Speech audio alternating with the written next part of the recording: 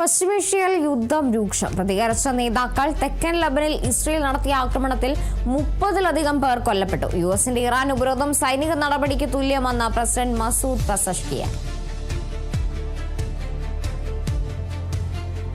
വിഷ്ണു ചേരുന്നുണ്ട് വിവരങ്ങളുമായി. വിഷ്ണു, എന്തായാലും ഒരിടവേളയ്ക്ക് ശേഷം പശ്ചിമേഷ്യയിൽ യുദ്ധം രൂക്ഷമാകുന്ന സാഹചര്യം, വെടിനിർത്തൽ കരാർ അടക്കം നിലനിൽക്കെ ഈ ഒരു യുദ്ധം എന്തിന്റെ പശ്ചാത്തലത്തിലാണ്? കാർത്തു, ഇപ്പോൾ വീണ്ടും പശ്ചിമേഷ്യ രൂക്ഷമാകുന്ന ഒരു നിലയിലേക്കാണ് പോയിക്കൊണ്ടിരിക്കുന്നത്. നമ്മൾക്കറിയാം, വെടിനിർത്തൽ കരാർ ഇപ്പോൾ നിലവിൽ നിൽക്കുന്ന സാഹചര്യമാണ്.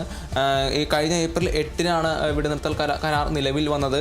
ആ വെടിനിർത്തൽ കരാർ നിലവിൽ നിൽക്കുമ്പോഴും ഇസ്രയേലിൽ ഇപ്പോൾ ആക്രമണം ഉണ്ടായിരിക്കുന്നു എന്നുള്ള വാർത്തകളാണ് പുറത്തു വന്നിരിക്കുന്നത്.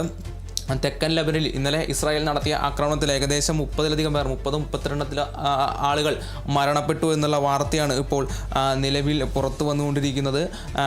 അമേരിക്കയാണെങ്കിലും യുദ്ധം ഇനിയും തുടരാനുള്ള സാധ്യതകളാണ് മുൻപോട്ട് വെക്കുന്നത്.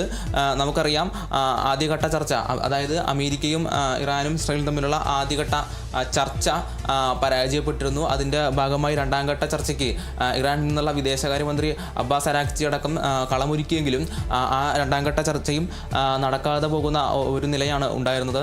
അതിനുശേഷം റഷ്യ അടക്കമുള്ള രാജ്യങ്ങൾ ഈ ഒരു വിഷയത്തിൽ ഇടപെട്ടെങ്കിലും അത്തരം കാര്യങ്ങളിലും വലിയ രീതിയിലുള്ള പുരോഗമനങ്ങൾ ഉണ്ടായില്ല എന്ന് വേണം നമുക്ക് മനസ്സിലാക്കാൻ. ഇതിൻ്റെ ഭാഗമായിട്ട് അമേരിക്ക തുടർന്നും ഇറാനെ ആക്രമിക്കാൻ സാധ്യതയുണ്ട് എന്നുള്ളതിൻ്റെ പശ്ചാത്തലത്തിൽ UAE, ഇറാൻ, ലെബനൻ, ഇറാഖ് എന്നീ 3 രാജ്യങ്ങളിലേക്ക് തൻ്റെ പൗരന്മാർക്കുള്ള യാത്രാവിലക്ക് ഏർപ്പെടുത്തിയിരിക്കുന്ന ഒരു സാഹചര്യമാണ് ഇപ്പോൾ നിലവിലുള്ളത്. അമേരിക്കയുടെ നാവിക ഉപരോധം, അതായത് ഹോർമൂസിലെ നാവിക ഉപരോധം തന്നെ വെടിനിർത്തൽ കരാറിൻ്റെ ലംഘനമാണെന്നാണ് ഇപ്പോൾ ഇറാൻ മുൻപോട്ട് വെക്കുന്ന പ്രധാന വാദമെന്ന് പറയുന്നത്.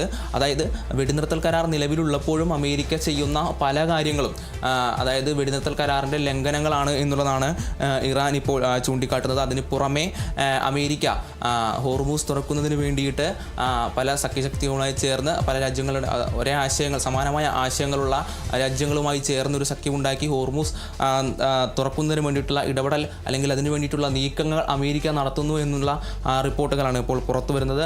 മാരിടൈം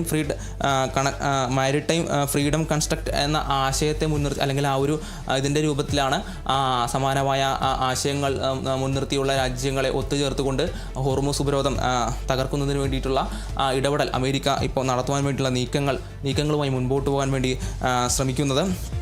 എന്തായാലും ഇപ്പോൾ നിലവിൽ അമേരിക്ക 6500 ടണ്ണിൻ്റെ ആയുധങ്ങൾ ഇസ്രായേൽ ഇപ്പോൾ നിലവിൽ ഇറക്കിയിട്ടുണ്ട് എന്നുള്ളതാണ്. അതായത് ഇസ്രായേലിനെ വേണ്ടി ഇറാനെ ആക്രമിക്കുന്നതിന് വേണ്ടിയിട്ട് 6500 ടൺ ആയുധങ്ങൾ ഇപ്പോൾ നിലവിൽ ഇവിടെ ഇസ്രായേലിന് നൽകിയിട്ടുണ്ട് എന്നുള്ളതാണ് ഇപ്പോൾ നിലവിൽ പുറത്തു വരുന്ന റിപ്പോർട്ടുകൾ എന്ന് പറയാനുള്ളത്. എന്തായാലും പശ്ചിമേഷ്യ കൂടുതൽ രൂക്ഷമാകുന്ന നിലയിലേക്കാണ് കാര്യങ്ങൾ പോയിക്കൊണ്ടിരിക്കുന്നത്.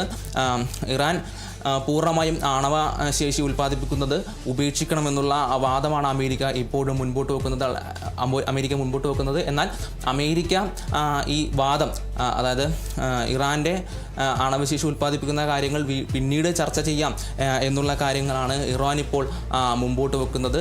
അതിനു പുറമെ നമ്മുടെ ഇറാൻ്റെ പരമോന്നത നേതാവായിട്ടുള്ള മുജ്തബ ഖമനേയി കഴിഞ്ഞ ദിവസം ഒരു പ്രതികരണം നടത്തിയിരുന്നു. അമേരിക്ക ഇപ്പോൾ നാണം കെട്ട തോൽവി ഏറ്റുവാങ്ങിക്കൊണ്ടിരിക്കുകയാണ് എന്നുള്ള ഒരു പ്രതികരണമാണ് മുജ്തബ ഖമനേയി നടത്തിയിരുന്നത്.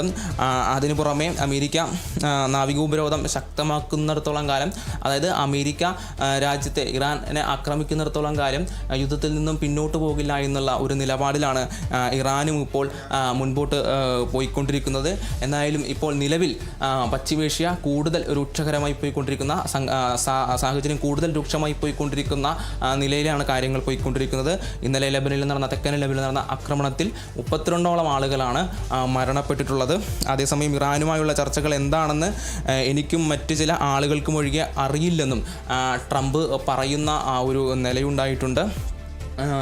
ഇറാൻ്റെ പ്രസിഡന്റ് മസൂദ് പെസഷ്കിയാൻ അടക്കം ഇറാൻ അമേരിക്കയുമായിട്ടുള്ള ഈ ഒരു യുദ്ധം പ്രതികരണം നടത്തുന്നൊരു നില കഴിഞ്ഞ ദിവസം ഉണ്ടായിരുന്നു. കാരണം അമേരിക്ക ഏത് സാഹചര്യത്തിലാണോ പൂർണ്ണമായും ഇറാനെ ആക്രമിക്കുന്ന, ഈ വെടിനിർത്തൽ അംഗീകരിച്ചുകൊണ്ട് ആക്രമിക്കാതിരിക്കുന്നൊരു നിലയുണ്ടാകുന്നോ ആ ഒരു സമയത്ത് മാത്രമേ ഇറാനും തൻ്റേതായിട്ടുള്ള നിലപാടുകൾ സ്വീകരിക്കൂ എന്നുള്ളതാണ് പറയുന്നത്. പക്ഷേ അമേരിക്ക പൂർണ്ണമായും ഇറാൻ ആണവശേഷി ഉപേക്ഷിക്കണമെന്നുള്ള നിലപാടിലാണ് അമേരിക്ക തുടരുന്നത്. അതിൻ്റെ ഭാഗമായി തന്നെ ഇറാൻ ഇസ്രായേൽ സംഘർഷം വളരെയധികം രൂക്ഷമായിക്കൊണ്ടിരിക്കുന്ന സാഹചര്യങ്ങളാണ് നിലവിലുള്ളത്. കാർത്തു. ശരി, എന്തായാലും പശ്ചിമേഷ്യയിൽ യുദ്ധം രൂക്ഷമാകുന്ന സാഹചര്യം തന്നെയാണ് നിലവിലുള്ളത്. തെക്കൻ ലബനനിൽ ഇസ്രയേൽ നടത്തിയ ആക്രമണത്തിൽ 30-ലധികം പേർ കൊല്ലപ്പെട്ടു എന്നൊരു വിവരമാണ് ലഭിക്കുന്നത്. വിഷ്ണുവാണ് വിവരങ്ങൾ നൽകിയത്.